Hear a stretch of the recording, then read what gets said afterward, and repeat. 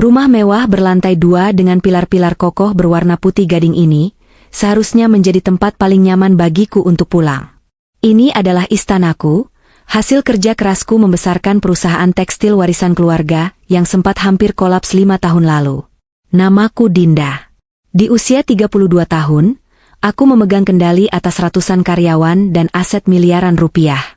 Namun, di balik dinding tebal rumah ini, aku tak menyadari bahwa fondasi rumah tanggaku sedang digerogoti oleh rayap-rayap yang selama ini kuberi makan. Siang itu, matahari Jakarta terasa begitu terik, seolah ingin membakar aspal jalanan. Jam di dashboard mobilku baru menunjukkan pukul 2 siang. Seharusnya aku masih berada di ruang rapat, mendengarkan laporan triwulan dari divisi pemasaran. Namun, migrain hebat menyerangku tiba-tiba. Kepalaku rasanya seperti dipukul palu bertubi-tubi, pandanganku berkunang-kunang. Aku memutuskan untuk pulang lebih awal tanpa memberitahu siapapun di rumah, termasuk suamiku, Raka. Raka bekerja di perusahaanku sebagai manajer operasional. Sebenarnya, kualifikasinya biasa saja, tetapi aku mengangkatnya demi menjaga harga dirinya sebagai kepala rumah tangga. Aku tidak ingin dia merasa rendah diri bersanding dengan istri yang karirnya lebih moncer. Aku mencintainya, atau setidaknya, aku pikir aku mencintainya. Saat mobilku berbelok masuk ke gerbang yang kubuka sendiri dengan remote otomatis, keningku berkerut. Di halaman samping, terselip di antara pot-pot bonsai koleksi ayahku, terparkir sebuah sepeda motor metik berwarna merah yang sangat aku kenal. Itu motor Rina. Rina adalah sahabat karibku, teman sebangku saat SMA. Nasib kami berbeda jauh. Sementara aku diberkati dengan keluarga berada dan karir cemerlang, Rina harus berjuang keras sebagai janda beranak satu setelah suaminya meninggal kecelakaan tanpa meninggalkan harta. Karena rasa iba dan sayang layaknya saudara kandung, aku membuka pintu rumahku selebar-lebarnya untuknya. Aku sering memintanya datang, memberinya uang belanja bulanan, membayarkan tunggakan sekolah anaknya, Bimo, bahkan memberikan modal usaha catering kecil-kecilan agar dia bisa mandiri. Mungkin dia mampir mau main sama Rio, pikirku positif, meski ada rasa janggal yang menyelinap. Bukankah jam segini Rina biasanya sibuk menyiapkan pesanan catering? Dan Raka, bukankah Raka bilang dia ada meeting di luar kantor siang ini? Aku memarkirkan mobilku di luar garasi, agar tidak menimbulkan suara gaduh. Dengan langkah pelan sambil memijat pelipis yang berdenyut, aku masuk melalui pintu samping yang terhubung langsung ke ruang makan dan ruang keluarga. Rumah terasa sepi, AC menyala dingin, tetapi atmosfernya terasa berat. Langkahku terhenti tepat di balik partisi kayu jati ukiran Jepara yang memisahkan ruang makan dengan ruang tengah. Suara tawa renyah terdengar. Itu suara Rina. Dan suara berat laki-laki yang menyahutinya adalah suara Raka. Mas, kamu yakin Dinda nggak curiga soal rencana dinas kamu lusa? Suara Rina terdengar manja, berbeda sekali dengan nada bicaranya saat sedang curhat menangis tentang kesulitan hidupnya padaku. Jantungku berhenti berdetak sesaat. Dinas?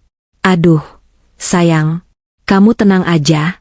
Dinda itu kalau soal kerjaan memang pintar, tapi kalau soal urusan kita, dia itu polos banget. Dia percaya 100% kalau aku mau dinas ke Surabaya selama 2 minggu buat audit pabrik cabang. Jawab Raka enteng, disusul suara kecupan ringan. Darahku mendadak berdesir panas, naik ke ubun-ubun, membuat sakit kepalaku lenyap digantikan oleh hantam adrenalin yang luar biasa. Aku membekap mulutku sendiri agar tidak menjerit. Kakiku gemetar hebat, bukan karena takut, tapi karena gelombang amarah yang siap meledak. Terus nanti pas kita nikah di kampungku, beneran kamu mau beliin kalung yang kemarin kita lihat? Tanya Rina lagi, kali ini terdengar lebih menuntut. Iya, Rina cintaku, semua bakal aku beliin. Nanti pelan-pelan aku bujuk Dinda buat cairin deposito dia. Aku bilang buat ekspansi bisnis. Padahal buat modal kita hidup enak. Atau minimal, kita bisa minta dia masukin namaku di sertifikat ruko yang baru dibeli itu. Kalau udah gitu, posisi kita aman. Aku bersandar pada dinding, lemas. Air mataku menetes tanpa permisi. Bukan hanya karena Raka berselingkuh, tapi karena siapa selingkuhannya. Rina. Orang yang kuanggap adik sendiri. Orang yang baju di badannya pun aku yang membelikan. Orang yang anaknya sakit, aku yang membawanya ke rumah sakit VIP dan melunasi tagihannya. Ternyata, Selama ini aku memelihara ular berbisa di dalam selimutku. Tapi Mas, aku kadang kasihan sama Bimo. Dia suka iri kalau lihat Rio mainannya bagus-bagus. Rengek Rina. SSTT. Sabar ya. Nanti kalau aku udah kuasai aset Dinda, semua mainan Rio bakal jadi punya Bimo. Rio itu anak manja, persis ibunya. Nggak bisa apa-apa kalau nggak ada duit. Cukup. Aku tidak sanggup mendengar lebih banyak lagi atau aku akan muntah di tempat. Naluriku sebagai seorang ibu berteriak. Aku teringat Rio, putra sematawayangku yang baru berusia 7 tahun. Di mana dia? Kenapa dia tidak ada di sana? Dengan sisa tenaga, aku mundur perlahan, kembali ke mobilku yang terparkir di depan. Tanganku gemetar hebat saat merogoh ponsel di dalam tas kerja. Aku tidak langsung melabrak mereka. Logika bisnisku mengambil alih. Jangan emosi tanpa bukti. Hancurkan mereka dengan data. Aku membuka aplikasi CCTV yang terhubung ke seluruh sudut rumah, kecuali kamar mandi. Aplikasi itu menampilkan rekaman real-time dan juga bisa memutar ulang kejadian beberapa jam sebelumnya. Apa yang kulihat di layar ponsel berukuran 6 inci itu, jauh lebih menyakitkan daripada percakapan busuk yang baru saja kudengar. Rasanya seperti jantungku ditarik paksa keluar dari rongga dada. Di layar, aku memutar rekaman 1 jam yang lalu. Terlihat Rio sedang duduk anteng di karpet bulu ruang tengah, merakit mainan Lego set mahal yang baru kubelikan minggu lalu. Wajahnya tampak serius dan ceria. Tak lama kemudian, Rina dan Bimo datang. Raka menyambut mereka dengan pelukan yang terlalu mesra untuk sekadar teman istri. Bimo, anak Rina yang seusia dengan Rio, langsung berlari ke arah Rio. Tanpa babe ibu, Bimo merebut paksa bangunan Lego yang sudah setengah jadi itu. Ini punyaku, teriak Bimo dalam rekaman itu. Dia membanting Lego itu hingga hancur berantakan. Rio kaget dan mulai menangis. Itu punya Rio. Jangan dirusak. Rio mencoba mengambil kembali potongan mainannya. Dan inilah momen yang membuatku bersumpah demi Tuhan akan menghancurkan hidup mereka. Raka, ayah kandung Rio, bukannya melerai atau menasihati Bimo, dia justru berjalan mendekat dan menjitak kepala Rio cukup keras. Peletak. Rio, jangan pelit, bentak Raka. Suaranya menggelegar di speaker ponselku. Kamu kan mainan udah banyak. Kasih itu ke Bimo. Bimo itu tamu, dia jarang punya mainan bagus. Kamu harusnya ngalah. Rio memegangi kepalanya, menangis semakin keras. Tapi Pak, Rio baru bikin. DM. Papa pusing denger kamu cengeng terus. Dasar anak laki-laki manja, bisanya cuma ngerengek sama mama kamu. Raka menarik lengan kecil Rio, menyeretnya kasar ke pojok ruangan. Duduk di situ, jangan berisik. Biar Bimo main. Sementara itu, Rina, wanita iblis itu hanya duduk di sofa sambil tersenyum, lalu memangku Bimo dan menciumi anaknya. Udah ya sayang, main aja. Om Raka baik kok, nggak kayak Tante Dinda yang pelit. Nanti mainannya dibawa pulang juga boleh. Di layar, aku melihat anakku, darah dagingku, duduk terseduh-seduh di pojok ruangan sambil memeluk lutut.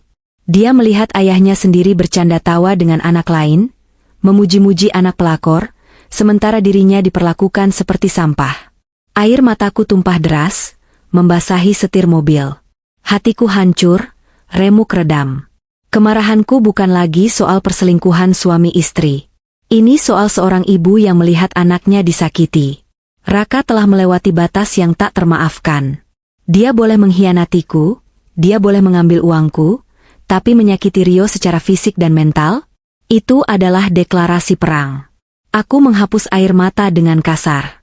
Wajahku di cermin spion terlihat berantakan, tapi mataku menyala dengan tekad yang dingin. Rasa iba pada janda miskin itu, hilang musnah. Rasa hormat pada suami, lenyap tak berbekas. Aku menyimpan rekaman video itu ke folder tersembunyi, dan mencadangkannya ke cloud detik itu juga. Ini adalah senjataku. Bukti KDRT pada anak dan bukti perselingkuhan yang tak terbantahkan. Kalian ingin menikah? Bisikku pada layar ponsel yang menampilkan wajah-wajah pengkhianat itu. Silakan.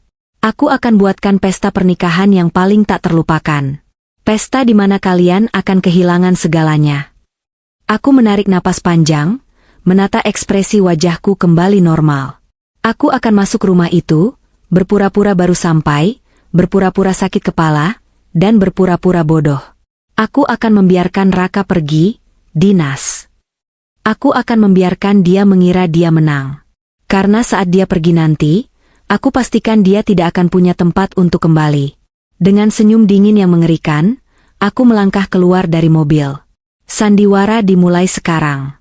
Aku menarik napas panjang di depan pintu samping, menata detak jantung yang masih berpacu liar. Kuusap wajahku, menghapus sisa air mata dan menggantinya dengan topeng terbaik yang kumiliki, senyum istri yang penurut dan naif.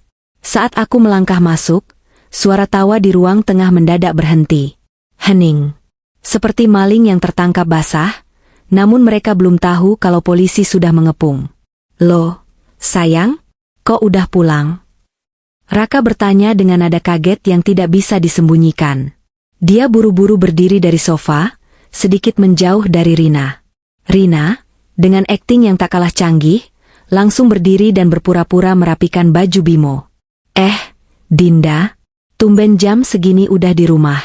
Sakit ya? Aku memijat pelipis, berpura-pura meringis.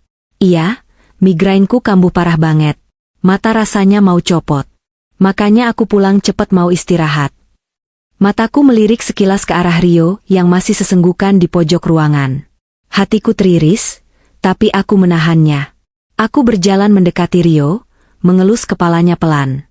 Rio kenapa nangis? Nak? Sebelum Rio sempat mengadu, Raka memotong cepat.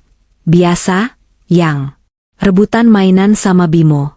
Namanya juga anak-anak, Rio harus belajar berbagi. Jangan dimanja terus. Aku menelan ludah yang terasa pahit. Tunggu pembalasanku, Mas, batinku. Oh gitu. Ya udah, Rina, maaf ya aku nggak bisa nemenin ngobrol. Aku mau langsung rebahan di kamar. Ucapku lemah lembut. Rina tersenyum lega. Iya Din, nggak apa-apa. Lagian aku juga mau pamit kok. Udah sore. Kasihan Bimo belum mandi. Aku membiarkan mereka lolos hari ini. Aku masuk ke kamar tidur utama, mengunci pintu, lalu melempar tasku ke kasur. Aku tidak tidur. Aku berdiri di balik jendela, mengintip dari balik tirai tipis. Aku melihat Raka mengantar Rina sampai ke motor. Tangan Raka sempat mencuri kesempatan mengelus pinggang Rina saat aku tak terlihat. Menjijikkan.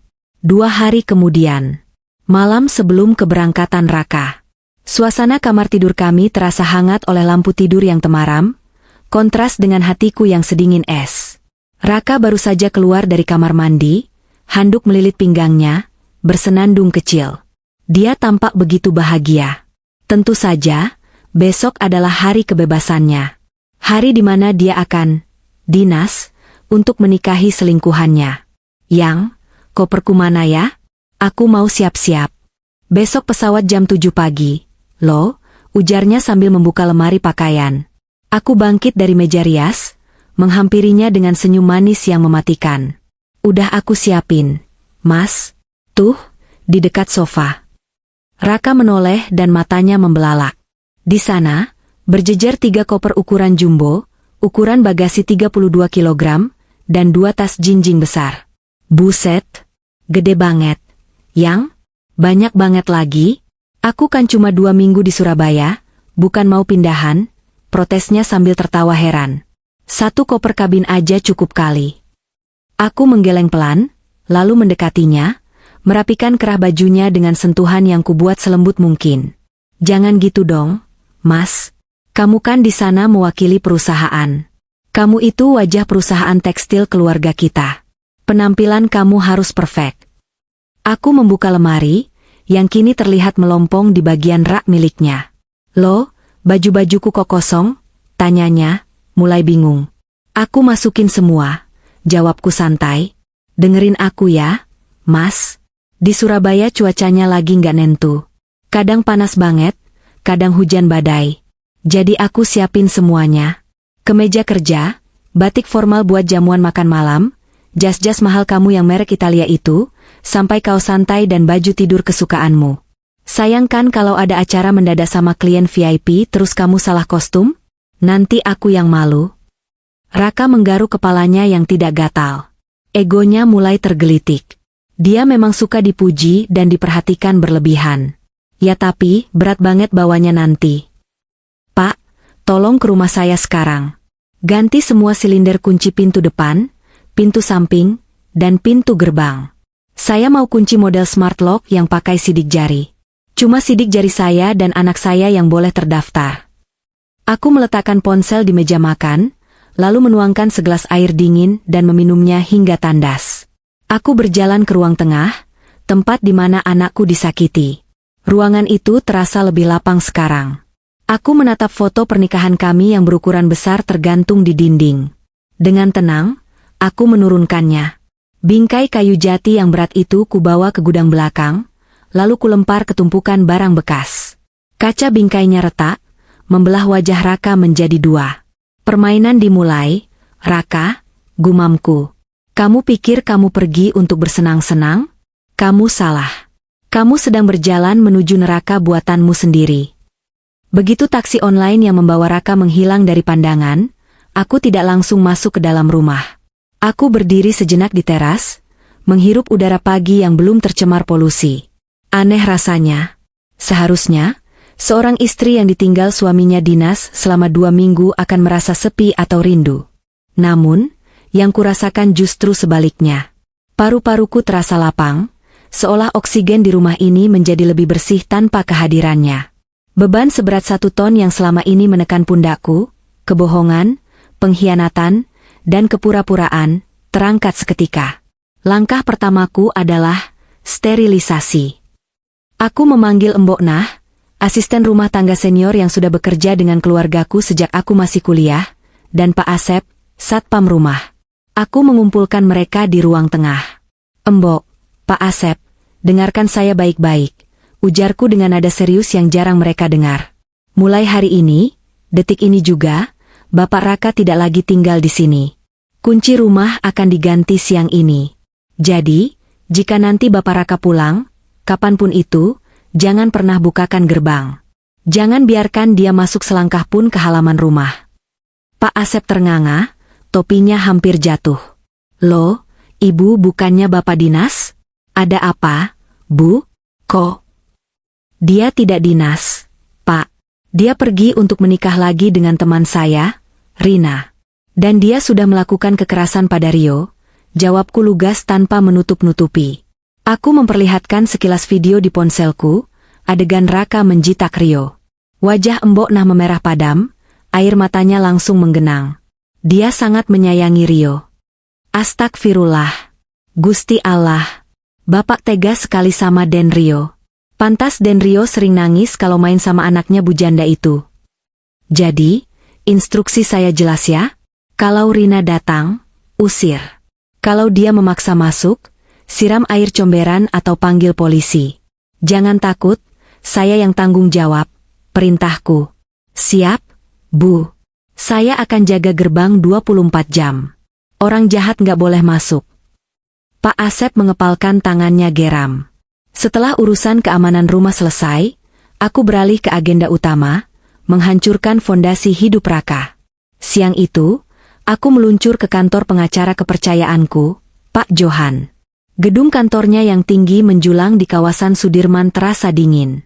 Aku duduk di kursi kulit di hadapannya, meletakkan sebuah flash disk hitam di atas meja kaca. Saya mau gugat cerai Raka secepatnya, Pak Johan. Dan saya mau hak asuh Rio jatuh ke tangan saya 100%, tanpa ada hak kunjung bagi Raka, ucapku tegas. Pak Johan, pria parubaya yang tenang, menaikkan alisnya. Tanpa hak kunjung itu sulit, Bu Dinda. Kecuali ada bukti bahwa ayah membahayakan anak. Tonton ini, kataku sambil menunjuk laptopnya. Pak Johan memutar video dari flash disk itu. Ruangan hening, hanya terdengar suara bentakan Raka dan tangisan Rio dari speaker laptop. Wajah Pak Johan yang tadinya datar berubah menjadi kaku. Dia menghentikan video itu, lalu menatapku. Ini kekerasan verbal dan fisik pada anak di bawah umur.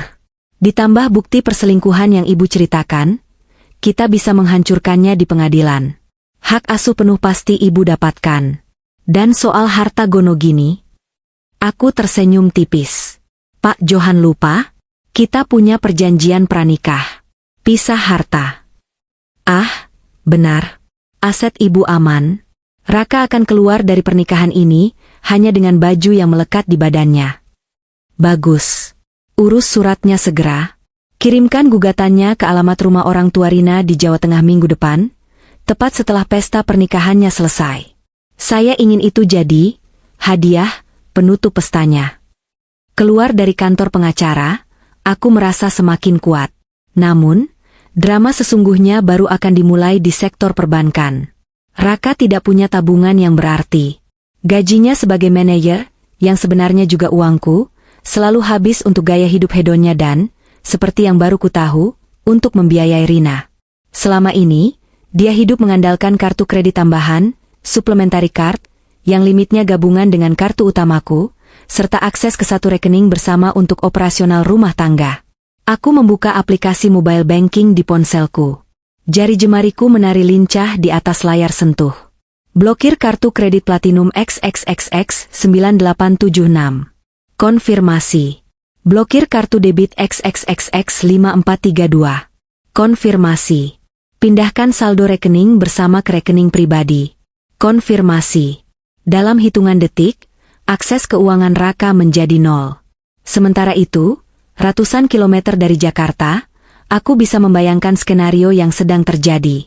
Berdasarkan laporan detektif swasta yang kusewa, pesawat Raka mendarat pukul 9 pagi. Rina pasti sudah menjemputnya dengan mobil sewaan, karena mobil Rina hanyalah motor metik butut. Mereka pasti sedang berbunga-bunga. Raka merasa seperti sultan yang datang dari kota, siap meminang pujaan hatinya dengan kemewahan.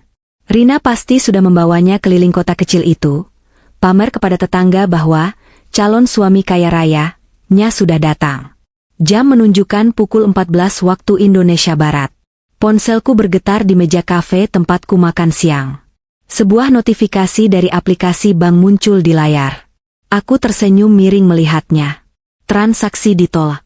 Kartu kredit Platinum XXXX 9876 Merchant, toko emas Sinar Jaya nominal, 25 juta rupiah keterangan, kartu diblokir. Kena kamu, bisikku sambil menyesap Earl Grey tea hangatku.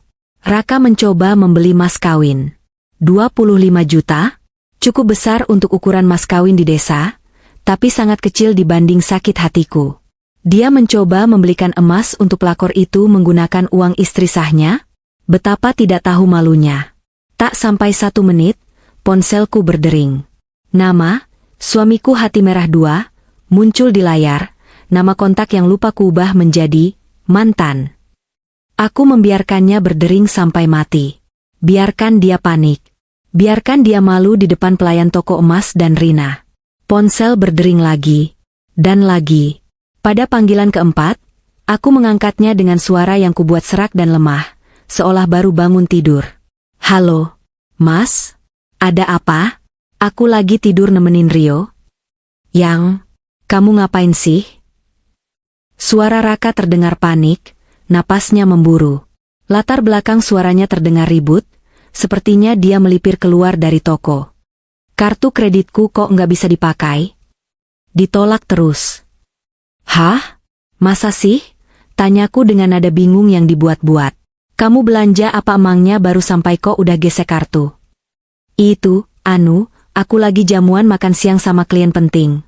Ini mau bayar tagihan restoran mahal, malu banget kartunya declinet di depan klien. Bohongnya? Padahal aku tahu dia sedang di toko emas. Oh, mungkin sistem bank lagi error kali, Mas. Atau mungkin limitnya udah habis karena bulan lalu kamu beli spare part mobil kan? Nggak mungkin habis. Limitnya kan ratusan juta. Coba kamu telepon bank sekarang. Aktifin lagi. Aku nggak bawa uang cash banyak. Dinda, aku malu, bentaknya. Egonya mulai terusik. Aku menjauhkan ponsel dari telinga, memutar bola mata. Aduh, Mas, kepala aku sakit banget. Migrainku kambuh lagi gara-gara denger kamu teriak-teriak. Nanti ya, kalau aku udah enakan aku telepon call center. Obatku baru bekerja nih, aku ngantuk banget. Jangan tidur dulu. Dinda, ini darurat. Aku butuh bayar sekarang. Mas, kamu kok tegas sih? Istri lagi sakit malah dibentak-bentak. Pakai uang tunai dulu aja kenapa sih? Atau minta klien kamu talangin dulu? Kamu kan manajer hebat. Udah ya, aku mau muntah nih pusing banget. Klik. Aku mematikan sambungan telepon. Aku bahkan mengaktifkan mode, jangan ganggu, agar dia tidak bisa menelepon lagi. Aku bisa membayangkan wajahnya sekarang. Merah padam, keringat dingin mengucur. Di dalam toko emas itu, Rina pasti menatapnya dengan penuh harap, menunggu kalung emas melingkar di lehernya. Tapi Raka harus masuk kembali ke toko dengan tangan kosong dan wajah tertunduk, membatalkan transaksi dengan alasan, dompet tertinggal, atau kartu bermasalah. Harga dirinya di depan keluarga Rina pasti mulai retak. Dan ini baru permulaan. Dia butuh uang untuk membayar sisa catering, dekorasi, dan sewa gedung yang katanya akan dilunasi, begitu calon mempelai pria datang. Dengan hati yang riang, aku membuka laptopku. Saatnya menyiapkan kado utama. Aku membuka software pengedit video. Aku mengimpor semua file CCTV yang sudah kucadangkan. Klip 1, Raka dan Rina merencanakan pernikahan siri di ruang tengahku. Klip 2, Raka memaki Rio. Klip 3, Rina menyumpahi aku cepat mati supaya hartaku jatuh ke Raka. Ya, aku menemukan klip ini dari rekaman seminggu lalu saat aku sedang keluar kota. Klip 4, bukti-bukti transfer mobile banking. Aku menyusunnya dengan rapi, memberikan transisi yang dramatis, dan menambahkan teks keterangan yang besar dan jelas. Aku ingin setiap tamu undangan di barisan paling belakang pun bisa membacanya. Aku tidak menggunakan musik latar yang sedih. Aku memilih musik yang mencekam, tipe musik yang biasa dipakai di film dokumenter kriminal saat penjahatnya tertangkap. Di bagian akhir video, aku menambahkan foto keluarga kami, Raka, aku, dan Rio, yang kuberi efek retak dan terbakar, lalu ditutup dengan tulisan besar berwarna merah darah. Selamat menikmati hidup sebagai pengangguran penipu. Dari Dinda, sumber dana yang sudah ditutup. Aku merender video itu dengan kualitas tertinggi. Judul filenya, kado terindah untuk sahabat dan suamiku. Setelah video selesai, aku memanggil kurir ekspres. Aku memasukkan flash disk itu ke dalam kotak kado yang cantik, bersama sebuah proyektor portabel yang baru kubeli online dan kirim instan. Paket itu kutujukan kepada Bapak Sastro, ayah Rina, untuk diputar saat resepsi pernikahan sebagai kejutan dari rekan kerja Raka. Kirim kilat. Harus sampai lusa pagi sebelum acara dimulai, pesanku pada kurir itu sambil memberikan tip besar. Matahari mulai terbenam di ufuk barat. Langit berwarna jingga kemerahan, seolah ikut terbakar oleh amarahku. Aku duduk di balkon kamar, menatap ke arah gerbang. Tidak ada lagi Raka yang pulang kerja. Tidak ada lagi sandiwara. Perang sudah dimulai, dan tombol nuklirnya baru saja kukirim. 1 minggu kemudian. Hari Minggu yang cerah, atau mungkin, hari kiamat kecil bagi 2 orang pengkhianat. Aku duduk santai di ruang kerjaku yang sejuk, mengenakan piyama sutra yang nyaman, ditemani segelas jus jeruk segar. Di hadapanku, laptop 15 inci menyala terang. Bukan menampilkan grafik saham atau laporan keuangan perusahaan, melainkan sebuah tampilan live streaming Instagram. Detektif swasta yang kusewa bekerja sangat efisien. Dia berhasil menyusupkan salah satu temannya sebagai tamu undangan, seorang ibu-ibu yang gemar melakukan siaran langsung di media sosial. Akun Instagramnya tidak digembok, dan berkat itu, aku memiliki kursi VIP di barisan paling depan untuk menyaksikan kehancuran rumah tanggaku sendiri, sekaligus kehancuran hidup mereka. Lokasi pernikahan itu ada di sebuah gedung serbaguna di kota kecil kelahiran Rina di Jawa Tengah. Gedungnya cukup megah untuk ukuran di sana. Dekorasi bunga segar mendominasi ruangan, pelaminan bernuansa emas dan merah marun tampak berkilauan ditimpa lampu sorot. Raka benar-benar ingin pamer. Dia ingin menunjukkan kepada keluarga besar dan tetangga Rina bahwa Rina telah sukses menggaet ikan kakap. Di layar, aku melihat Raka berdiri gagah di pelaminan. Dia mengenakan setelan jas abu-abu tua, jas yang kupakingkan sendiri untuknya. Jas itu harganya 15 juta, Mas. Sayang sekali dipakai oleh pecundang sepertimu, cibirku dalam hati. Di sampingnya, Rina tersenyum lebar, mengenakan kebaya modern penuh payet yang gemerlap. Dia terlihat bahagia, seolah dunia ini miliknya. Namun, Jika diperhatikan lebih teliti, dan berkat kamera HP siaran langsung yang cukup canggih, aku bisa melihat keringat sebesar biji jagung mengalir di pelipis Raka. Senyumnya kaku. Matanya gelisah, sesekali melirik ke arah pintu keluar, atau ke arah meja panitia WO. Aku tahu apa yang dia takutkan. Dia belum melunasi sisa pembayaran catering dan gedung sebesar 50%. Pihak WO pasti sudah menagih sejak pagi, dan Raka pasti sedang memutar otak mencari alasan kenapa semua kartu kreditnya rusak, dan mobile bankingnya terblokir. Dia pasti menjanjikan transferan begitu acara selesai. Kasihan sekali. Jam menunjukkan pukul 11 siang. Acara resepsi sedang berada di puncaknya.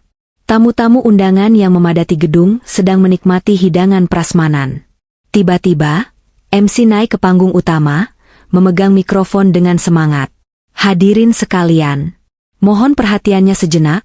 Suara MC menggema di seluruh ruangan. Kita kedatangan kejutan spesial. Ada kiriman kado istimewa dari rekan-rekan bisnis Mas Raka di Jakarta, yang dikirimkan khusus untuk Bapak Sastro, ayahanda mempelai wanita. Kabarnya, ini adalah video perjalanan cinta kedua mempelai yang sangat menyentuh hati. Mari kita saksikan bersama di layar lebar. Jantungku berdebar kencang karena antusiasme yang meluap-luap. Ini saatnya. Di layar streaming, aku melihat Raka dan Rina saling pandang dengan bingung. Raka mengerutkan kening. Dia tahu dia tidak punya teman bisnis yang akan mengirim video. Dia pasti mulai curiga, tapi terlambat.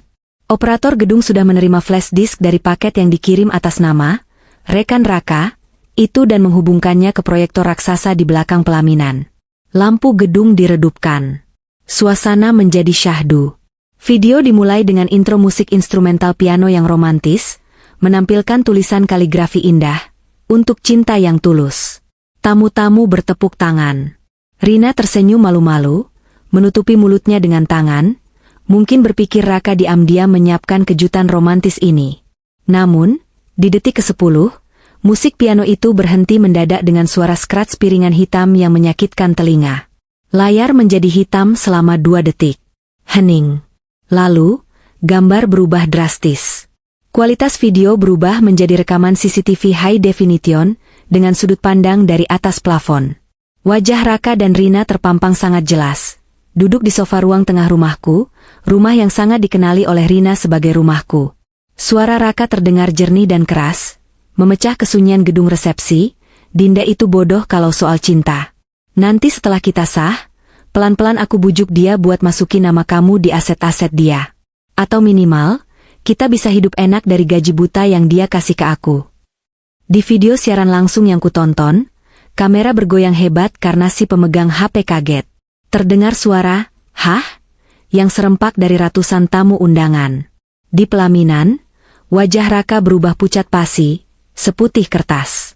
Dia melompat dari kursinya, berteriak pada operator, "Matikan! Matikan itu! Itu hoax!" Tapi suaranya tenggelam oleh suara video yang volumenya sudah diatur maksimal. Video berlanjut ke adegan berikutnya.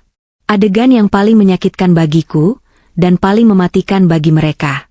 Layar menampilkan Raka yang sedang menyeret tangan Rio, anakku, dan menjita kepalanya. "Diam. Papa pusing dengar kamu nangis. Dasar anak manja." Lalu kamera menyorot wajah Rina yang tersenyum sinis sambil memeluk anaknya sendiri. "Bimo." "Iya Rio, ngalah dong sama saudara. Bimo kan mau main."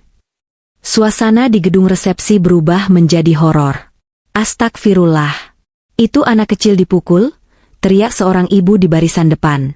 "Itu Rina ngomong gitu? Jahat banget mulutnya," sahut yang lain. Belum selesai di situ. Slide berganti menjadi kompilasi bukti transfer. Layar proyektor menampilkan tabel Excel dan screenshot mutasi rekening yang kubuat dengan sangat rapi dan mudah dibaca. Judul, sumber dana perselingkuhan dari Dinda, istri sah, ke Rina, pelakor sahabat istri sah, total bantuan 5 tahun, 158 juta rupiah keterangan, uang sekolah anak Rina, modal usaha Rina, biaya rumah sakit Rina. Narasi suaraku, yang kurekam dengan nada dingin dan tenang, masuk mengiringi tampilan data itu. "Halo, Bapak Sastro dan Ibu, orang tua Rina. Perkenalkan, Saya Dinda, istri sah Raka, dan sahabat yang selama ini membiayai hidup anak Anda. Selamat atas pernikahan putri Anda. Saya kembalikan Raka kepada kalian. Dia sekarang pengangguran, tanpa pesangon, dan punya banyak utang kartu kredit. Semoga kalian bahagia membiayai hidup benalu ini. Salam dari saya, wanita yang kalian tipu. Video berakhir dengan tulisan besar berlatar merah darah, pengkhianat dan penipu. Lampu gedung kembali menyala terang. Kekacauan pecah seketika. Dari layar laptopku, aku melihat pemandangan yang sangat memuaskan. Ibu Rina, yang duduk di barisan keluarga, menjerit histeris lalu pingsan di tempat. Kerabat di sekitarnya panik mengipasinya. Sementara itu, Bapak Sastro, ayah Rina yang dikenal sebagai tokoh masyarakat yang dihormati di desa itu, berdiri mematung. Wajahnya merah padam, tangannya memegang dada kiri. Dia menatap Rina dengan tatapan kecewa yang teramat dalam, lalu tubuh tuanya ambruk ke lantai. Bapak! Bapak! Rina berteriak histeris, berlari turun dari pelaminan dengan kebayanya yang ribet, hampir tersandung kain jariknya sendiri. Tapi para tamu tidak ada yang bersimpati. Kemarahan massa mulai tersulut. Orang-orang merasa ditipu. Mereka datang untuk merayakan pernikahan orang sukses. Tapi ternyata yang mereka rayakan adalah perselingkuhan yang dibiayai oleh istri sah yang terzalimi. Weh, penipu, teriak seorang pemuda dari arah belakang. Sebuah gelas air mineral plastik melayang, menghantam dahi Raka yang masih berdiri bingung di panggung. Plak, air tumpah membasahi wajah dan jas mahalnya. Lemparan itu memicu reaksi berantai. Tisu, piring kertas bekas kue, hingga sendok plastik mulai berterbangan ke arah pelaminan. Turun lo, laki-laki nggak modal. Rina, dasar nggak tahu malu. Ditolong malah ngerampok suami teman. Usir mereka. Bikin sial kampung aja. Raka mencoba melindungi kepalanya dengan tangan. Dia meraih mikrofon, mencoba membela diri. Bapak-bapak, tenang. Itu video editan. Itu fitnah. Istri saya gila. Tapi tidak ada yang mendengar. Suara cemoohan lebih keras dari sound system. Pihak keluarga Rina pun tampak bingung dan malu. Sepupu-sepupu Rina yang tadinya bangga, kini mundur menjauh, tidak mau dikaitkan dengan aib ini. Aku melihat pemilik WO, seorang wanita gemuk dengan wajah garang, naik ke panggung bukan untuk menolong, tapi untuk menagih. Dia menarik kerah jas Raka. Gestur tubuhnya jelas menunjukkan dia sedang berteriak, bayar sekarang atau saya panggil polisi. Raka tampak memohon-mohon, menunjuk-nunjuk dompetnya yang kosong. Wajah arogannya lenyap tak berbekas, digantikan oleh wajah ketakutan seorang pecundang yang terpojok. Di live streaming, si pemilik akun Instagram berkomentar dengan suara bergetar, "Gila guys. Gila banget. Ternyata lakinya penipu. Istri sahnya ngirim video bukti selingkuh. Rusuh guys, rusuh parah." Komentar-komentar netizen di siaran langsung itu membanjir dengan cepat. Semuanya menghujat Raka dan Rina. Aku menutup laptop perlahan. Tidak perlu menonton sampai habis. Bagian terbaiknya sudah selesai. Aku bersandar di kursi kerjaku, menatap langit-langit. Hening di ruanganku sangat kontras dengan keributan yang baru saja kusaksikan. Kena kalian, gumamku pelan. Sekarang, rasakan bagaimana rasanya dipermalukan di depan orang-orang yang kalian coba perdaya. Tapi ini belum selesai. Rasa malu hanyalah hidangan pembuka. Hidangan utamanya adalah kemiskinan. Raka tidak akan bisa membayar WO itu. Rina tidak akan punya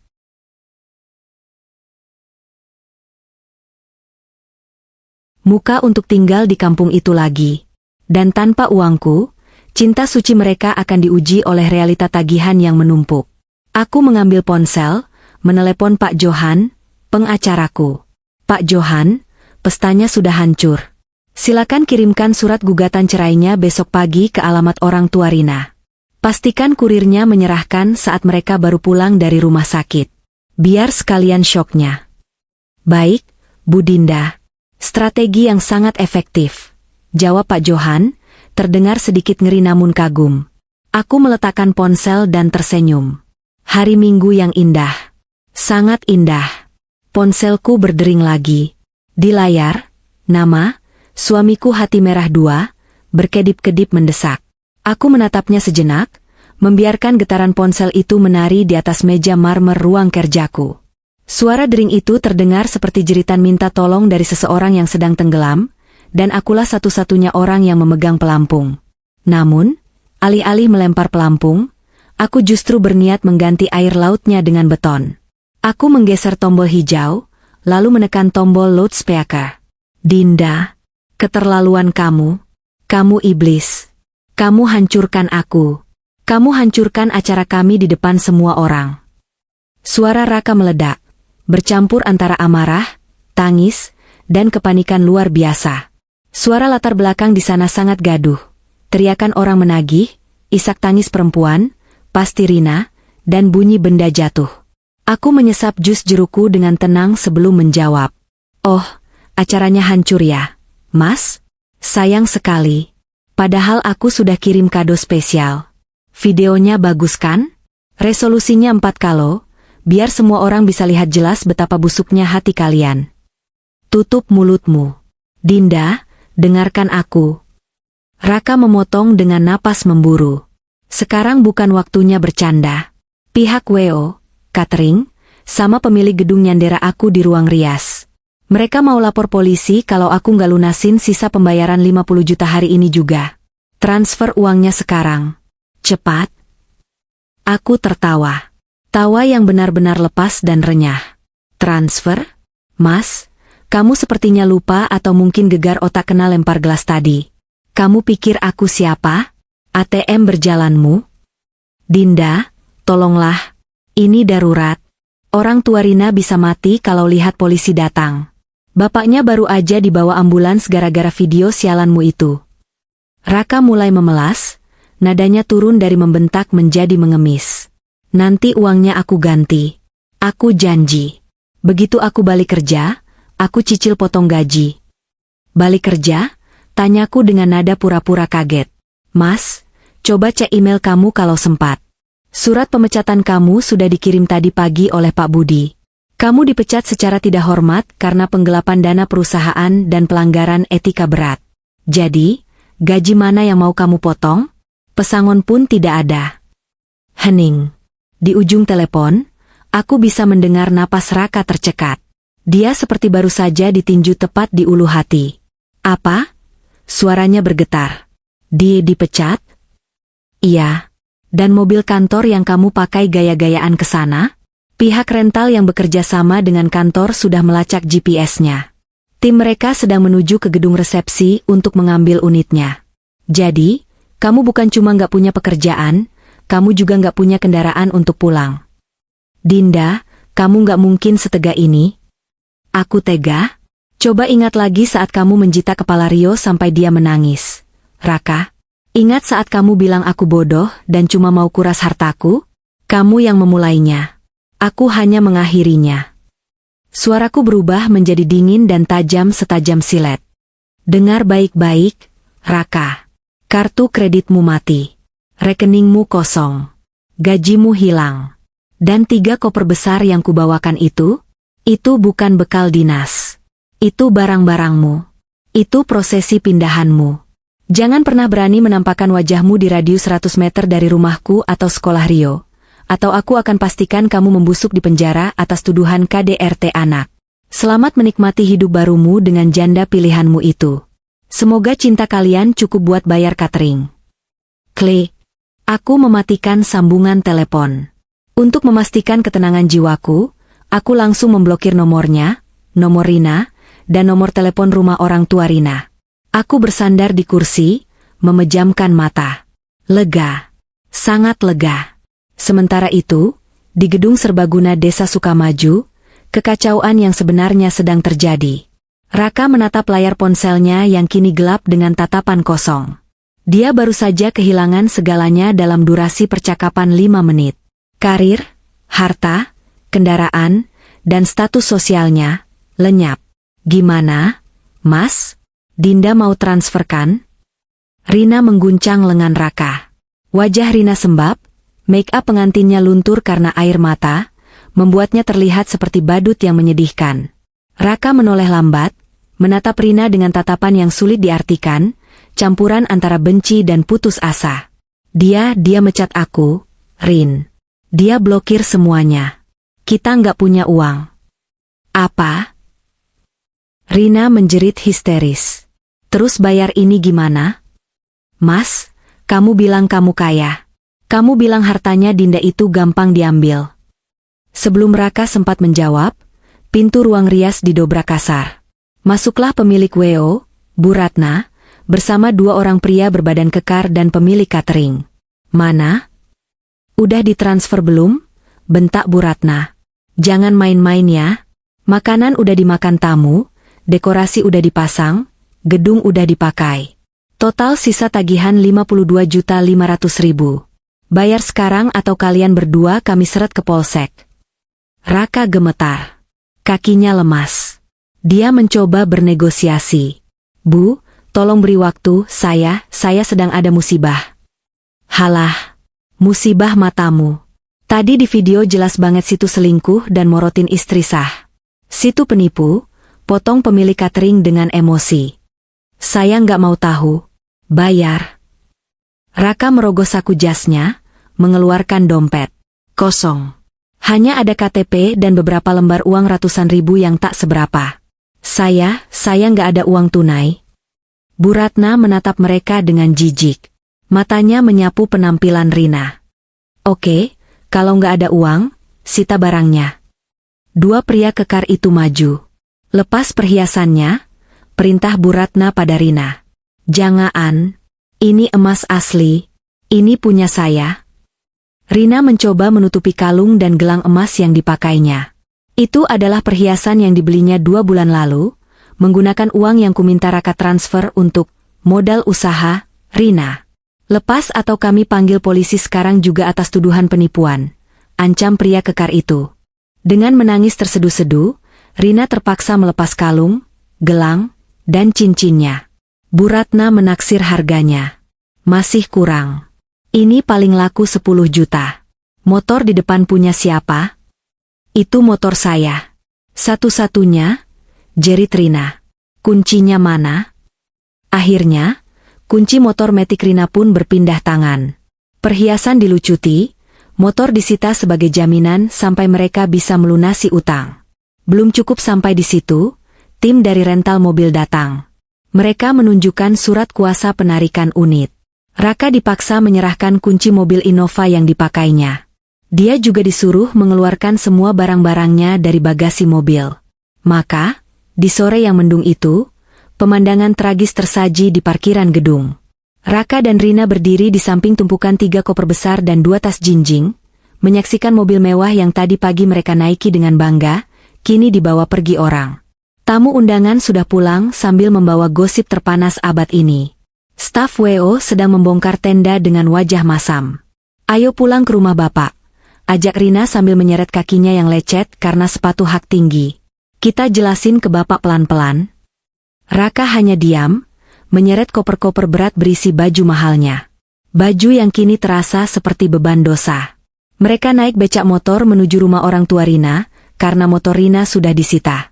Sesampainya di depan rumah joglo sederhana milik Pak Sastro, mereka melihat bendera kuning belum terpasang, tapi suasana rumah sangat mencekam.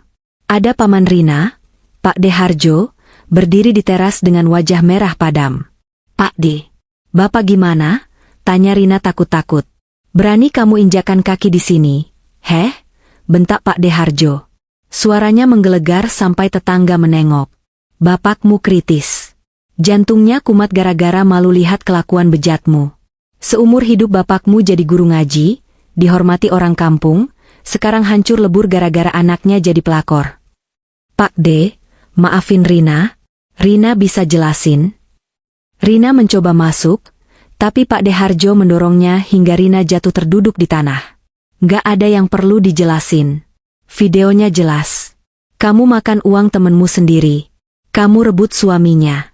Dasar perempuan gak tahu diuntung.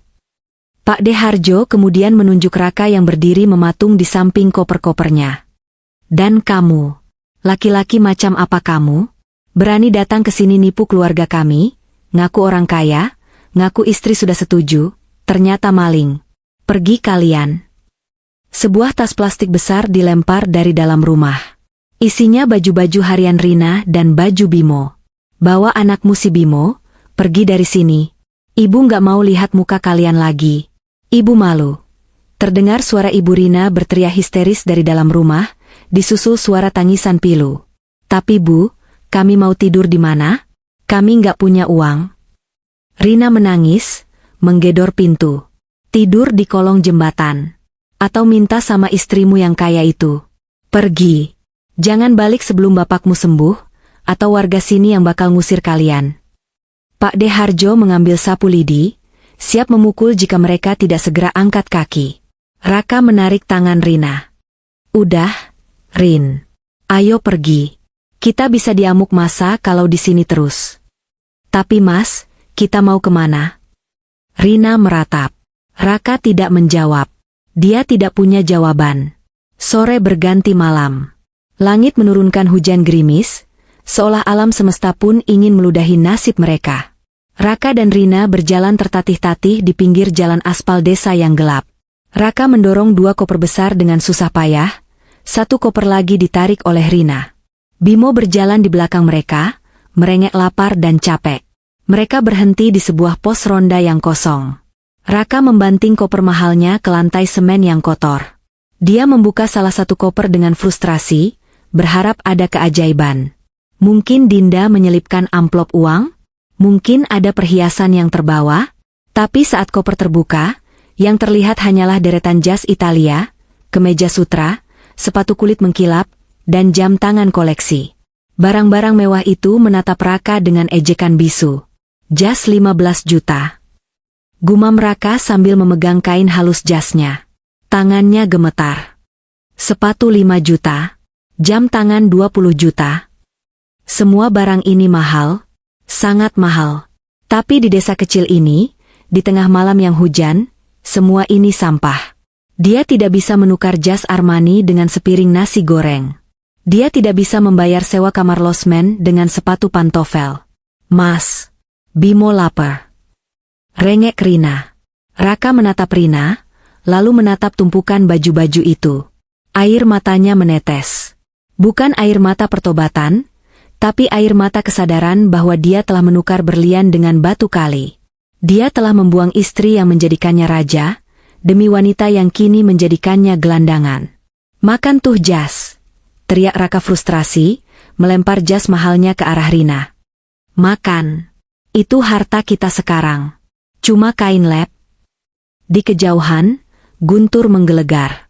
Malam pertama, bulan madu, mereka dimulai bukan di hotel berbintang, melainkan di pos ronda yang dingin, ditemani nyamuk dan perut yang melilit perih.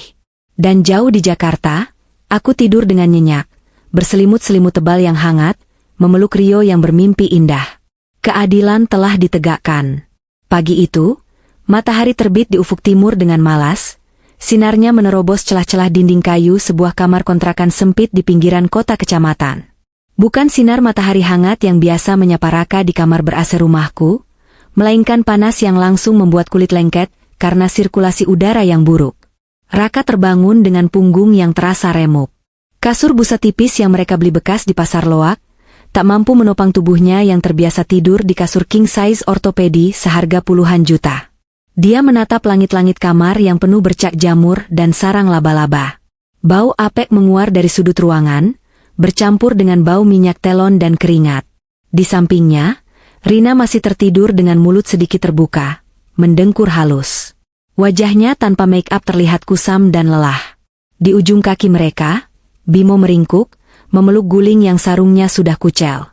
Raka bangkit duduk, menyingkirkan selimut tipis. Pandangannya tertumbuk pada 3 koper besar dan 2 tas jinjing yang menumpuk di sudut kamar, memakan hampir separuh ruang gerak di kamar berukuran 3x3 meter itu. Itu adalah pemandangan paling ironis di dunia. Koper-koper bermerek Rimowa dan Samsonite itu berisi setelan jas Armani, kemeja sutra, sepatu kulit Italia, dan dasi-dasi sutra. Namun, mereka berada di kontrakan petak seharga 300.000 per bulan yang kamar mandinya ada di luar dan harus antre dengan penghuni lain. Apa gunanya semua ini? Gumam Raka pahit. Kemarin, Dia mencoba menjual jas-jas mahalnya ke pasar loak di kota kecamatan. Dia berharap bisa mendapatkan setidaknya 5 juta untuk satu setel jas yang belinya 15 juta. 50.000, Mas, tawar pedagang pakaian bekas itu tanpa dosa. Gila kamu. Ini branded. Asli Italia. Raka nyaris melempar jas itu ke muka si pedagang. Halah, Mas. Di sini orang butuhnya kaos oblong buat ke sawah, atau batik murah buat kondangan. Siapa yang mau pakai jas tebal begini di kampung? Panas. Kalau mau 50.000 saya ambil, kalau enggak ya bawa pulang lagi. Raka akhirnya pulang dengan tangan hampa, menahan malu luar biasa. Satu-satunya yang laku hanyalah 1 jam tangan Tissot miliknya. Itu pun dijual di toko emas pinggir jalan dengan harga emas rongsok, karena dia tidak membawa surat-suratnya, yang tentu saja disimpan oleh Dinda di brankas rumah. Jam seharga 20 juta itu hanya dihargai 2 juta rupiah. Uang itu habis dalam seminggu untuk membayar sewa kontrakan, membeli kasur busa bekas, kompor minyak, dan susu Bimo. Sekarang, uang di dompet Raka tinggal 50.000 rupiah. Sementara itu, di Jakarta, suasana hatiku sedang cerah-cerahnya. Aku melangkah masuk ke lobi kantor dengan setelan blazer putih bersih. Satpam dan resepsionis menyapaku dengan hormat yang tulus, bukan ketakutan. Selamat pagi, Bu Dinda. Laporan audit bulan ini sudah di meja Ibu. Sapa sekretarisku. Terima kasih. Sari, tolong panggilkan Pak Hendra, manajer operasional yang baru, ke ruangan saya 5 menit lagi, jawabku sambil tersenyum. Sejak Raka dipecat, aku melakukan bersih-bersih besar-besaran di perusahaan. Aku menyewa auditor eksternal untuk melacak semua kebocoran dana. Hasilnya mencengangkan. Selama 2 tahun terakhir, Raka telah memanipulasi laporan perjalanan dinas, markup harga vendor, hingga klaim lembur fiktif. Total kerugian perusahaan mencapai ratusan juta rupiah. Pantas saja Rina bisa hidup enak dan bergaya sosialita. Pak Hendra masuk ke ruanganku. Dia pria berusia 45 tahun, profesional, berdedikasi, dan jujur. Dalam 2 minggu kerjanya, efisiensi pabrik meningkat 15%. Tidak ada lagi keluhan dari klien soal keterlambatan pengiriman yang dulu sering terjadi, karena Raka sibuk pacaran saat jam kerja. Bu Dinda, produksi lancar.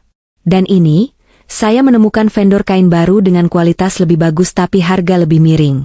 Kita bisa hemat 20% bulan depan, lapor Pak Hendra antusias.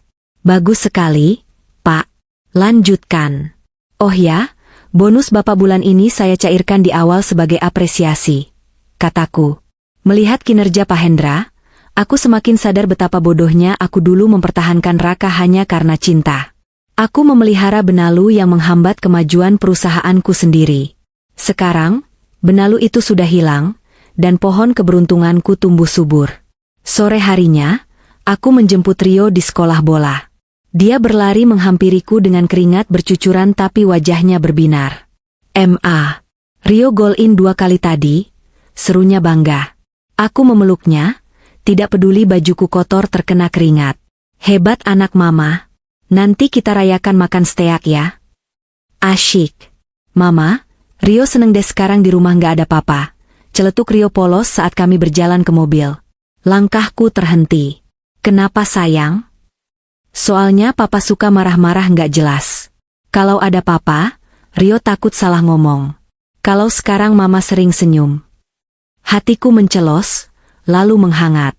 Ternyata, kepergian Raka bukan kehilangan, melainkan pembebasan bagi kami berdua. Kembali ke kontrakan sempit yang pengap. Rina sedang mencuci baju di ember plastik di depan pintu kamar. Tangannya yang dulu rutin manicure di salon langgananku, kini merah-merah dan kasar akibat deterjen murah.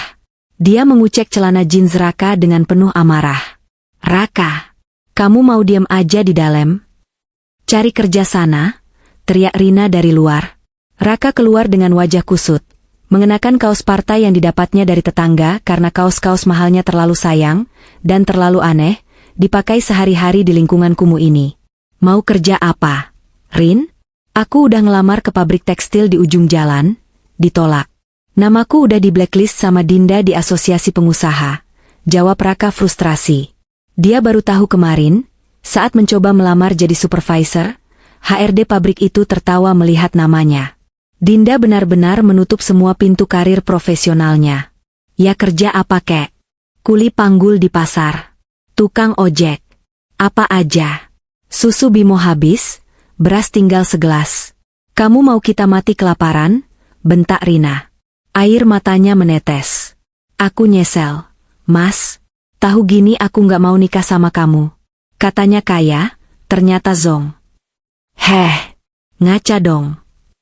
Raka balas membentak, jarinya menunjuk wajah Rina. Kamu yang goda aku duluan.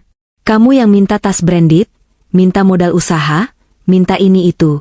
Kalau bukan karena kamu, aku masih hidup enak di rumah Dinda. Aku masih dihormati karyawan. Gara-gara nafsu sama kamu, aku jadi gembel. Salah kamu sendiri mau tergoda. Dasar laki-laki lemah. Rina melempar cucian basah ke wajah Raka. Pertengkaran hebat terjadi. Tetangga kontrakan mulai berteriak menyuruh mereka diam. Bimo menangis kencang di dalam kamar. Raka yang emosi menendang ember cucian hingga tumpah, lalu pergi meninggalkan kontrakan dengan membanting pintu pagar. Dia berjalan tanpa tujuan menuju pasar induk kecamatan. Perutnya melilit perih karena belum makan nasi sejak kemarin sore. Dia melihat kesibukan di area bongkar muat sayur. Truk-truk besar berdatangan membawa kol, wortel, dan bawang. Seorang mandor bertubuh kekar berteriak. Woi, butuh tenaga angkut nih. Siapa mau? 1 karung 2.000 perak. Raka menelan ludah. Dia, Raka Pradana, mantan manajer operasional yang biasa tanda tangan kontrak miliaran rupiah di ruangan ber-AC, kini menatap karung bawang seberat 50 kilogram. Tapi rasa lapar mengalahkan gengsi. Raka maju, mengangkat tangannya ragu-ragu. Saya, Pak. Si mandor menatap Raka dari atas ke bawah, melihat kulitnya yang masih relatif bersih meski kusam. Kuat lo, lembek gitu badannya. Kuat, Pak. Saya butuh uang, jawab Raka lirih. Ya udah, angkut tuh bawang dari truk kelapa Bu Haji di dalam. Awas jangan jatuh. Raka mengangkat karung bawang merah itu ke pundaknya. Bruk, beratnya luar biasa. Tulang bahunya serasa mau patah. Bau tanah dan bawang menusuk hidungnya. Keringat langsung bercucuran membasahi wajahnya. Langkah demi langkah dia ambil dengan gemetar. Kakinya goyah. Di tengah pasar yang becek dan bau amis, Raka berjalan tertatih-tatih. Dia berpapasan dengan seorang ibu-ibu yang menatapnya iba. Tatapan itu menusuk harga dirinya lebih tajam daripada pisau. Dulu, dia dihormati. Sekarang, dia dikasihani. 1 karung selesai. Dia mendapat upah 2.000 rupiah. Uang kertas lecek yang bau ikan. Raka menatap uang itu di telapak tangannya yang mulai lecet melepuh. Dulu, uang 2.000 ini bahkan tidak dia ambil jika jatuh di karpet mobilnya. Sekarang, dia harus mematahkan punggungnya demi mendapatkannya. Dia kembali ke truk, mengangkut karung kedua, ketiga, keempat, sampai akhirnya tubuhnya menyerah di karung ke-10. Dia ambruk, muntah-muntah karena kelelahan dan perut kosong. Mandor melempar uang 20.000 ke depannya. Udah, minggir lo, nyusahin aja. Nih upah lo. Jangan balik lagi, lo nggak bakat kerja kasar. Raka memungut uang 20.000 itu dari tanah yang becek. Air matanya bercampur dengan lumpur di pipinya. Dia menangis sesenggukan di belakang tumpukan sampah pasar. Dia teringat Dinda. Teringat saat Dinda menyambutnya pulang kerja dengan segelas jus dingin dan pijatan di bahu. Teringat tawa Rio. Teringat kenyamanan mobil Innovanya. Semuanya hilang. Dan yang paling menyakitkan adalah kesadaran bahwa ini bukan mimpi buruk yang akan berakhir saat dia bangun. Ini adalah sisa hidupnya. Dia harus hidup dengan uang 20.000 sehari, bersama istri yang terus memaki dan anak tiri yang terus merengek. Di kejauhan, Raka melihat sebuah mobil mewah melintas di jalan raya depan pasar. Dia membayangkan Dinda ada di dalamnya, tertawa bahagia. Dan dia tahu, dia pantas mendapatkan semua penderitaan ini. Hari itu, Raka pulang membawa nasi bungkus paling murah dan obat gosok. Tidak ada lagi jas Armani. Tidak ada lagi wibawa. Yang tersisa hanyalah Raka si kuli panggul gagal yang harus menghadapi neraka di rumah kontrakannya. Waktu adalah hakim yang paling adil. Dia tidak bisa disuap, tidak bisa dipercepat, dan yang paling kejam, dia tidak bisa diputar ulang. 1 tahun telah berlalu sejak badai itu menghancurkan rumah tanggaku. Atau lebih tepatnya, membersihkan rumah tanggaku dari kotoran. Jakarta malam ini begitu gemerlap. Aku berdiri di podium sebuah ballroom hotel bintang 5, memegang trofi kristal yang berkilauan ditimpa cahaya lampu sorot. Suara tepuk tangan membahana memenuhi ruangan. Selamat kepada Ibu Dinda, CEO Pradana Tekstil, atas penghargaannya sebagai Inspiring Woman Entrepreneur of the Year. Suara MC menggema. Aku tersenyum, mengangguk hormat kepada hadirin. Gaun malam berwarna merah marun yang kupakai membalut tubuhku dengan sempurna, melambangkan keberanian dan kekuatan baru yang kutemukan. Di barisan depan, duduk Rio yang kini berusia 8 tahun. Dia memakai setelan jas anak-anak yang rapi, bertepuk tangan paling keras sambil berseru, "Itu mama aku." Melihat senyum Rio, hatiku membuncah.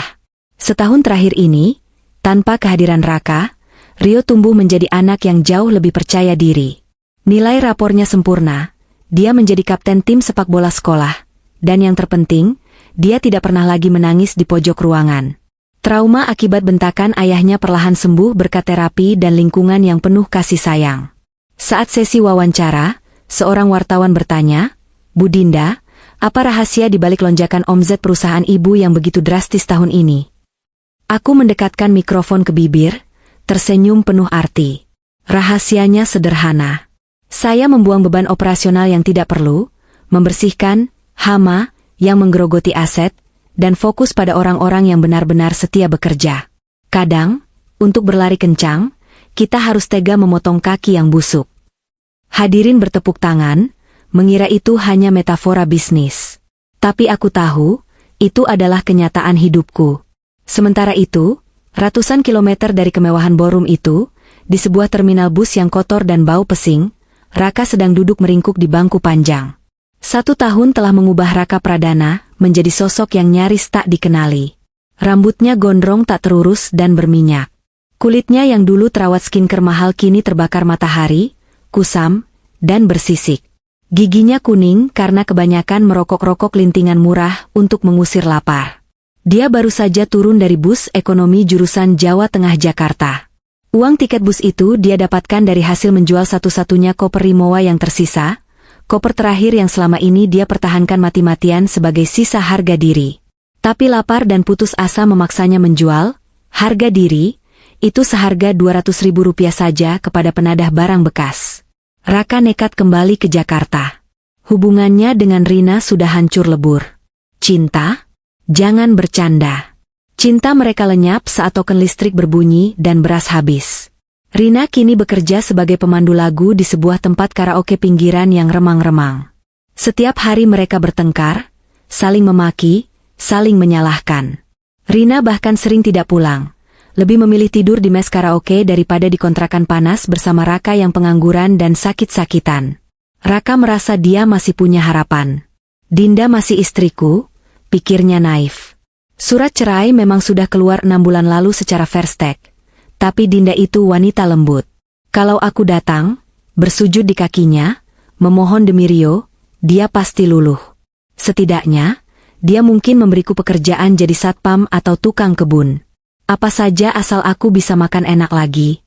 Dengan sisa uang di saku, Raka naik angkutan umum menuju kawasan perumahan elit tempat kami tinggal.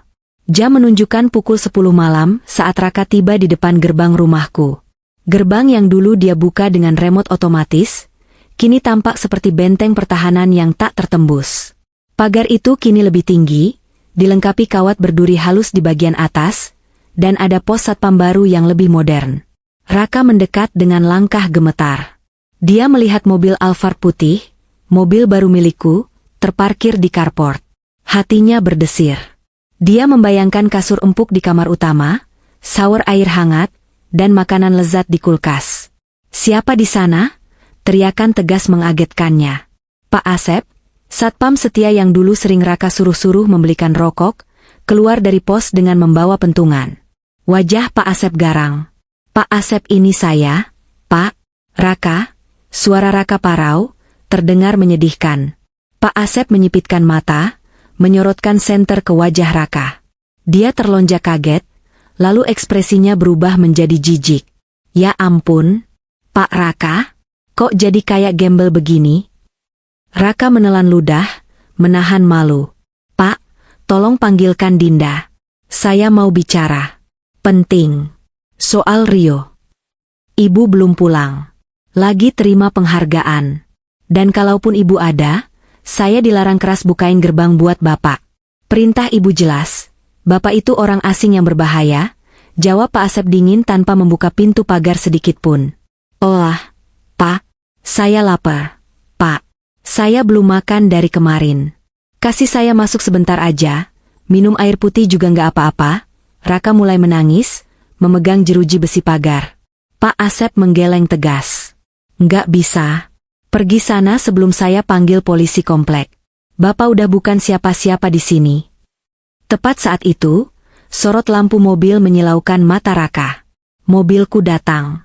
Sopir pribadiku membunyikan klakson pelan, meminta gerbang dibuka. Jantung Raka berdegup kencang. Ini kesempatannya. Saat gerbang otomatis terbuka perlahan, Raka nekat menerobos masuk, menghadang mobilku. Dinda, Dinda, teriaknya sambil menggedor kaca jendela mobil bagian belakang.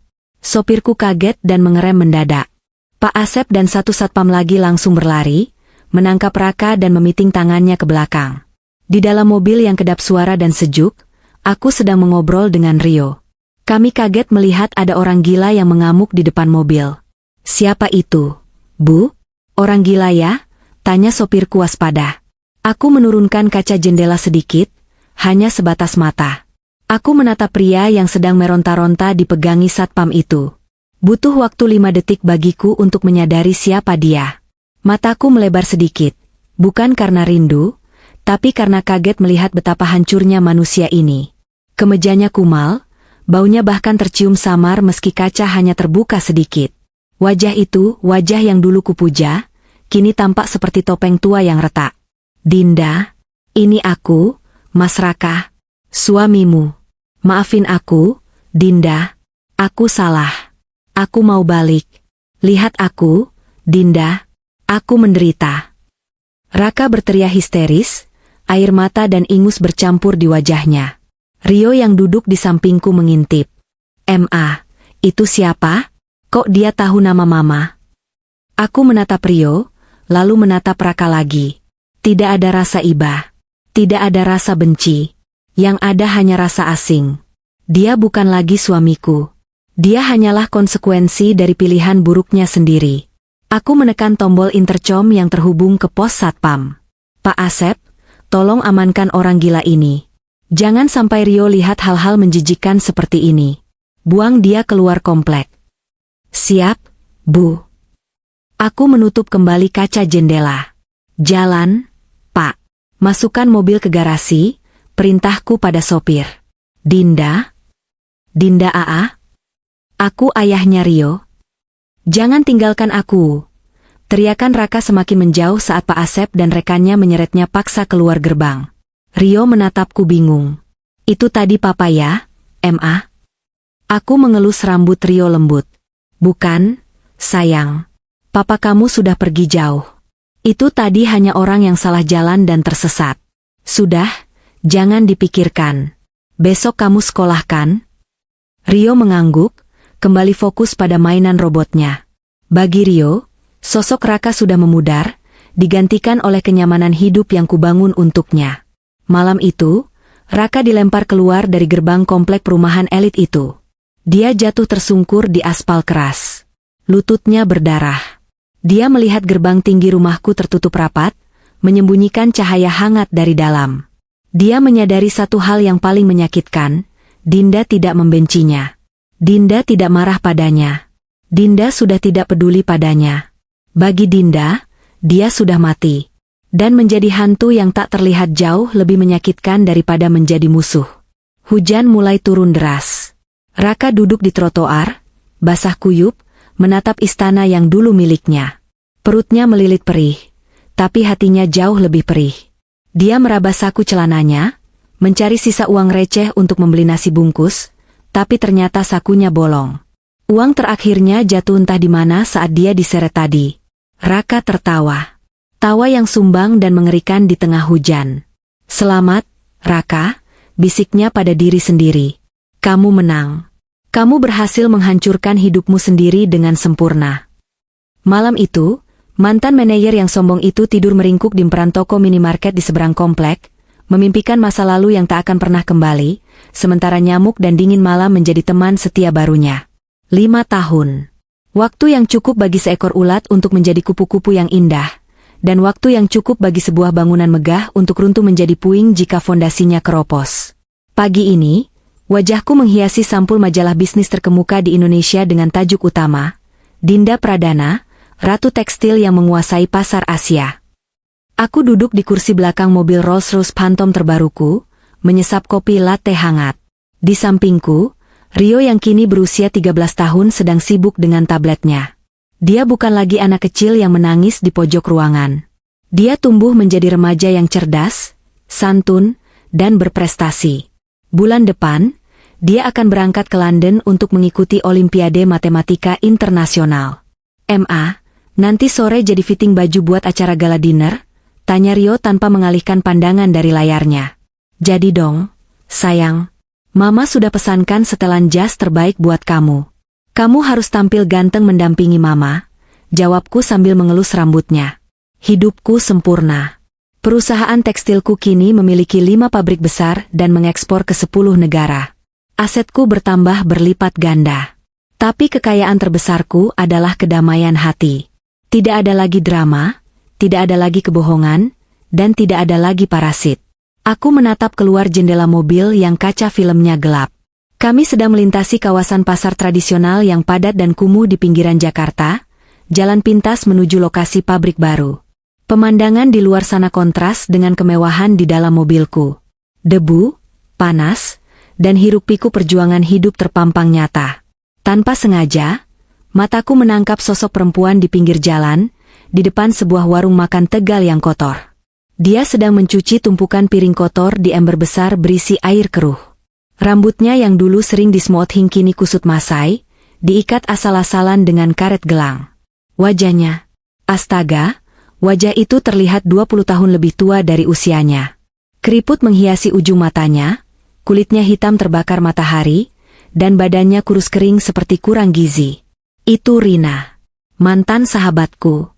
Mantan primadona yang merebut suamiku demi hidup enak. Aku meminta sopir memelankan laju mobil sedikit, ingin memastikan penglihatanku. Benar, itu dia. Rina sedang dibentak oleh pemilik warung. "Cuci yang bersih. Masih berminyak gini. Dasar kerja nggak becus. Pantesan laki lo kabur." Rina hanya menunduk, tidak berani melawan. Dulu, dia wanita yang sombong, yang berani menghina aku di belakangku. Sekarang, harga dirinya lebih rendah dari sisa makanan di piring yang dia cuci. Aku mendengar kabar dari jaringan informanku, aku masih memantau mereka sesekali hanya untuk memastikan mereka tidak mengganggu hidupku, bahwa hidup Rina hancur total. Setelah diusir dari kampung halamannya, orang tuanya meninggal dunia satu persatu. Ayahnya wafat karena serangan jantung tak lama setelah skandal pernikahan itu, membawa rasa malu sampai ke liang lahat. Ibunya menyusul setahun kemudian karena sakit-sakitan dan menolak dijenguk oleh Rina. Rina kini hidup sebatang kara, dikutuk oleh keluarganya sendiri, dan menjadi bahan gunjingan abadi. Anaknya, Bimo, putus sekolah dan menjadi anak jalanan yang liar karena kurang didikan dan ekonomi yang hancur. Rina menukar persahabatan tulusku dan masa depan anaknya, demi seorang pria yang ternyata tidak punya apa-apa. Mobilku melaju kembali, meninggalkan Rina dengan buih sabun dan penyesalannya. 1 kilometer dari tempat Rina, di sebuah perempatan lampu merah yang panas menyengat. Seorang pria dengan satu kaki pincang berjalan tertatih-tatih di antara mobil-mobil yang berhenti. Pakaiannya compang-camping, baunya menyengat campuran keringat dan kencing yang mengering. Wajahnya tertutup debu jalanan, rambutnya gimbal tak terurus. Di tangannya, dia memegang gelas plastik bekas air mineral, menyodorkannya ke setiap kaca mobil yang tertutup rapat. Itu Raka. Mantan manajer operasional yang dulu selalu wangi parfum Bulgari. Mantan suamiku yang dulu sangat menjaga penampilannya. Raka terserang stroke ringan 2 tahun lalu akibat stres dan pola hidup gelandangan. Karena tidak punya biaya berobat, kakinya menjadi pincang permanen dan bicaranya agak peloh. Dia dan Rina sudah lama berpisah. Rina meninggalkannya begitu tahu Raka sakit-sakitan dan tidak bisa lagi menjadi kuli panggul. Cinta sejati, yang mereka banggakan di atas penderitaanku ternyata tidak bertahan menghadapi lapar dan penyakit. Raka mengetuk kaca mobil sedan mewah di depan mobilku. Pengemudinya, seorang pria muda, membentak dari dalam dan mengusirnya. Raka menunduk, berjalan mundur dengan putus asa. Saat lampu merah masih menyala, mobilku berhenti tepat di samping tempat Raka berdiri. Dia menoleh ke arah mobilku. Rolls-Royce hitam mengkilap. Dia pasti mengenali plat nomor cantiknya, B1 Rio. Mata Raka melebar. Dia mendekatkan wajahnya yang kotor ke kaca jendela. Meskipun dia tidak bisa melihat ke dalam karena kaca filmku sangat gelap, dia tahu siapa pemilik mobil ini. Dia tahu siapa Rio. Aku menurunkan kaca jendela, hanya 5 cm. Cukup untuk mata kami bertemu, tapi tidak cukup untuk udara kotor masuk ke dalam. Dinda, bisiknya. Suaranya serak, nyaris tak terdengar. Matanya berkaca-kaca, penuh dengan kerinduan, penyesalan, dan rasa sakit yang amat sangat. Dia melihatku duduk anggun dengan gaun sutra. Dia melihat Rio yang sehat dan tampan di sampingku. Dia melihat surga yang dulu dia miliki, surga yang dia bakar dengan tangannya sendiri demi neraka yang kini dia huni. Tolong, Dinda, aku sakit. Rintihnya. Tangan kotornya mencoba menyentuh kaca mobil. Aku menatapnya datar. Tidak ada lagi amarah. Amarah membutuhkan energi, dan Raka tidak layak mendapatkan energiku. Yang ada hanyalah rasa kasihan, seperti melihat kucing jalanan yang sekarat. Aku mengambil selembar uang 100.000 rupiah dari dompetku. Uang berwarna merah itu kuselipkan melalui celah kaca jendela. Ambil ini, beli makan dan obat luka. Jangan pernah mendekat lagi, ucapku dingin. Raka gemetar mengambil uang itu. 100.000. Dulu, ini hanya uang rokok baginya. Sekarang, ini adalah penyambung nyawa. Dinda, maafin aku kangen Rio. Kamu tidak punya hak untuk kangen. Ayah Rio sudah mati 5 tahun yang lalu saat dia memilih selingkuhan daripada anaknya. Yang berdiri di sini hanya orang asing. Aku menekan tombol, kaca jendela naik menutup perlahan. Memisahkan duniaku yang wangi dan sejuk, dengan dunianya yang bau dan panas. Jalan, Pak. Perintahku pada sopir saat lampu berubah hijau. Mobilku melaju mulus, meninggalkan Raka yang berdiri mematung di tengah asap knalpot. Lewat kaca spion, aku melihatnya jatuh terduduk di aspal, memegang uang 100.000 itu di dadanya, menangis meraung-raung. Dia menangisi kebodohannya. Dia menangisi egonya. Dia menangisi takdir yang kini berbalik mencekiknya. Malam harinya, aku berdiri di balkon kamarku, menatap langit Jakarta yang berbintang. Keadilan itu nyata. Mungkin tidak datang instan seperti mie rebus, tapi dia selalu datang di waktu yang tepat dengan porsi yang pas.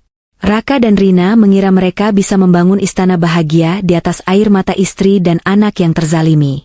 Mereka lupa bahwa 2 orang yang tersakiti itu menembus langit tanpa penghalang. Rina kini menjadi babu yang hina, kehilangan keluarga dan masa depan. Raka menjadi gelandangan pincang, kehilangan harga diri dan kesehatan. Mereka hidup dalam penyesalan yang tak berujung, setiap detiknya dihantui oleh bayang-bayang kenikmatan masa lalu yang mereka sia-siakan. Dan aku menarik napas panjang, menghirup aroma bunga sedap malam yang tertiup angin. Aku, Dinda, wanita yang pernah mereka anggap bodoh, kini berdiri di puncak dunia. Aku tidak perlu membalas dendam dengan mengotori tanganku. Aku cukup duduk diam, bekerja keras, mencintai anakku, dan membiarkan Tuhan serta semesta bekerja membereskan sisanya. 3 koper baju yang dulu kubawakan untuk Raka ternyata adalah beban karma yang dia bawa seumur hidupnya. Dan pintu yang kukunci 5 tahun lalu adalah pintu menuju kebahagiaanku yang sesungguhnya. Selamat tinggal masa lalu. Selamat datang masa depan yang gemilang.